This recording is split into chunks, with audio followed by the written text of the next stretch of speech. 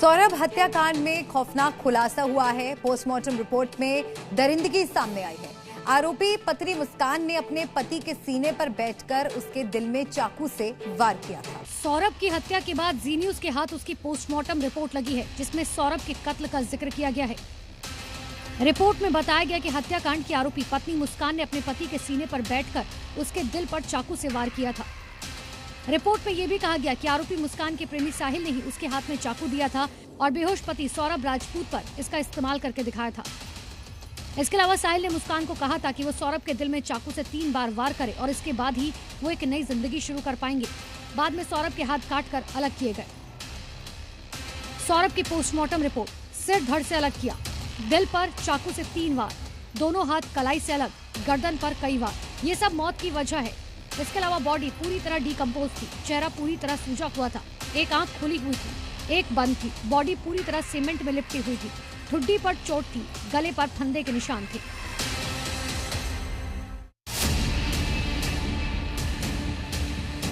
हत्या की मास्टरमाइंड मुस्कान ने कत्ल की साजिश रचने और हत्या के सामान खरीदने की सीसीटीवी फुटेज अब तक पुलिस के हाथ नहीं लगी है। पुलिस टीम अब किसी एक्सपर्ट की मदद से फुटेज रिकवर करने की कोशिश कर रही है।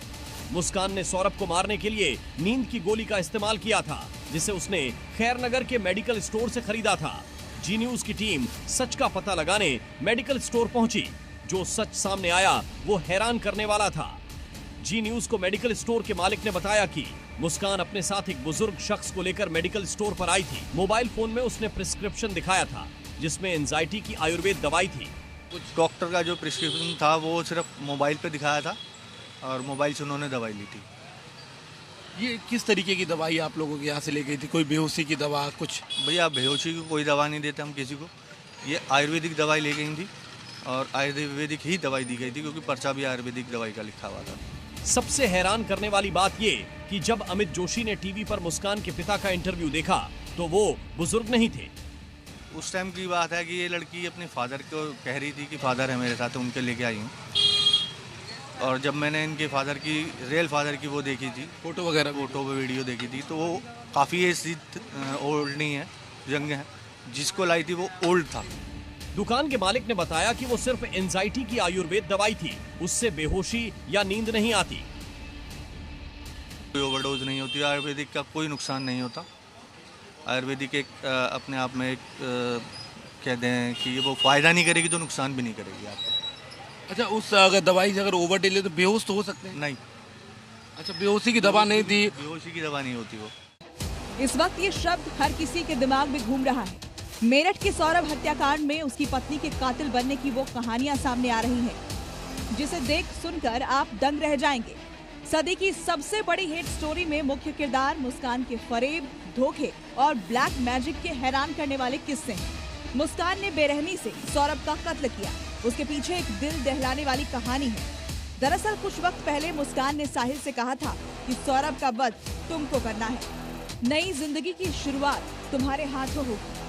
साहिल किचन में गया, वहां से चिकन काटने वाले 2 बड़े चाकू लेकर आया, जो कि उन्होंने पहले ही प्लानिंग के तहत खरीद लिए थे। अब साहिल ने मुस्कान से कहा, ये काम तुम्हें ही खत्म करना होगा, सौरभ का वध तुम ही करोगी, मैं नहीं। मुस्कान तैयार हो गई। साहिल ने पहले चाकू पकड़ने का तरीका और शरीर में घोंपने का पैटर्न मुस्कान को सिखाया। करीब 20 मिनट तक दोनों ये सब करते रहे। फिर उन्होंने वहीं बेडरूम में गांजा पिया। इस दौरान साहिल बराबर मुस्कान को प्रमोट करता रहा कि ये एक अच्छा काम है, नई जिंदगी की शुरुआत है, ये तुम्हारे हाथों से ही होना चाहिए।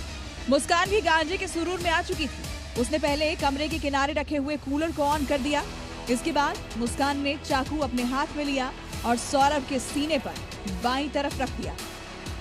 चाकू की नोक ठीक वहां थी जहां दिल होता है।